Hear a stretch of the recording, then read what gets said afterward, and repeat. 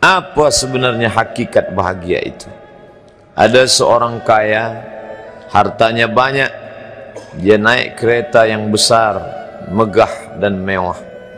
Dalam perjalanan dia tengok ke sebelah kanan ada tanaman padi sawah yang menghijau.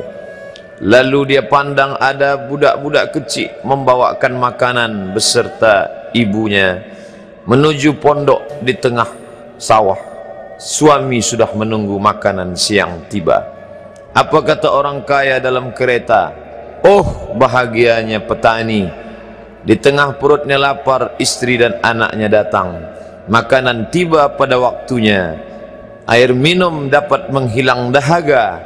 Lapar hilang, rindu pun sirna, karena istri dan anak ada di sekitar dia.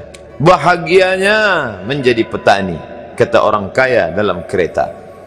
Masa orang kaya berpikir bahwa dia tidak bahagia? Si petani yang bersama anak di pondok tua itu pula memandang orang kaya di atas kereta. Apa kata dia? Betapa bahagianya orang kaya naik kereta, sedangkan aku hanya duduk di pondok yang tua. Maka pada hakikatnya manusia ini dua-duanya tak bahagia. Lalu sebenarnya bahagia itu di mana? Ada seorang anak yang sedang belajar di college, university. Maka dia berkata, alangkah bahagianya kalau saya dapat BA.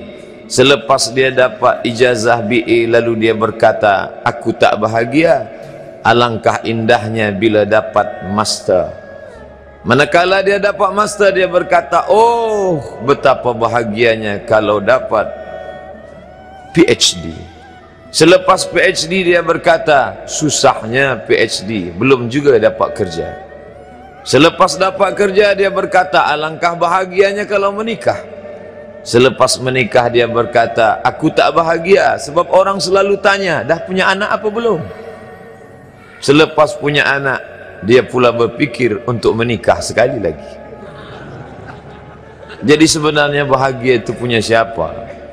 Oleh sebab itu bila kita baca kitab-kitab, maka makna sa'adah, kebahagiaan, orang yang bahagia sa'id, bahagia adalah insyirahus sadr, ketika hati terasa lapang apapun yang datang.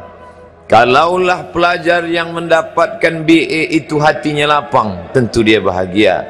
Kalaulah petani yang berada di tempat rumah tua itu hatinya lapang, tentulah dia bahagia.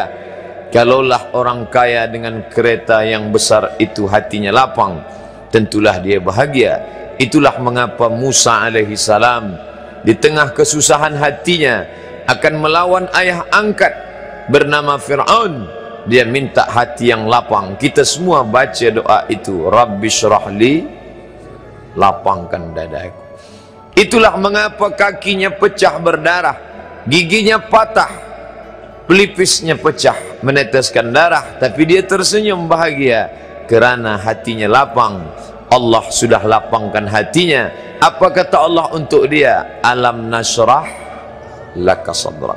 Itu beza Muhammad dengan Musa.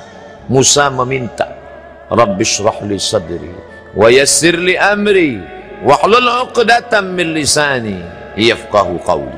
Sedang Muhammad tidak meminta. Belum meminta, Allah dah bagi pada dia. Apa kata Allah? Alam nashrah laka sadrak wa wada'na anka wizrak alladhi anqadha dhahrak wa rafa'na laka dhikrak. Bila kau dalam keadaan susah, dua kali Allah ulang, fa inna ma'al usri yusra, inna ma'al usri yusra. Hati lapang itulah yang membuat Haji Abdul Malik Karim Amrullah Buya Hamka tersenyum di dalam penjara. Penanya berjalan perlahan tapi pasti, maka keluarlah tafsir Al-Azhar.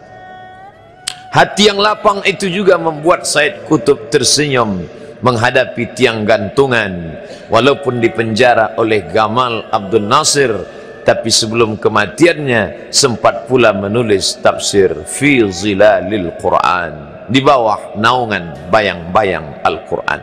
Apa kata Said Qutb dalam muqaddimahnya?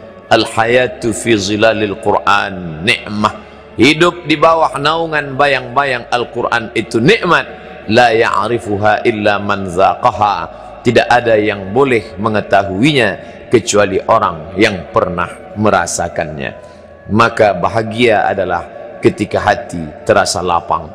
Bila kita nampak raut wajah orang yang tenang cerah, maka ketenangan bukan pada wajahnya. Bila nampak orang melangkahkan kaki dengan tenang penuh wibawa, maka ketenangan bukan pada kakinya. Bila tampak ayunan tangannya tak tergesa-gesa, maka bahagia bukan pada tangannya. Di mana letak bahagia itu? Ala fil jasadi mudghah, ketahuilah dalam jasad ada segumpal, ada sekepal, ada sesuap. Idza salahat salahal jasadu kulluh, kalau yang segumpal itu baik, maka yang lain ikut menjadi baik. Wa idza fasadat fasadal jasadu kulluh, kalau yang segumpal itu rusak, maka dia pun ikut menjadi rusak. Yang segumpal itulah yang mengendalikan mata, telinga, tangan, kaki. Yang segumpal itulah tempat rindu, benci, marah, ridha, ikhlas, fasik, hasad, kufur. Di sanalah bersemayam rindu dan benci. Maka jangan terlampau benci. Habib habibaka haunamma, kalau kau sayang, sayanglah secukupnya sahaja. Karena boleh jadi hari ini kau sayang, besok berubah menjadi kebencian. Kalau kau benci, bencilah secukupnya sahaja. Boleh jadi esok pagi dia menjadi orang yang tersayang. Berapa banyak puan-puan berkata, siapa itu? Itulah orang yang dulu paling aku benci. Tapi hari ini masih ada juga benci, tapi tak banyak. Oleh sebab itu maka dijaga dia.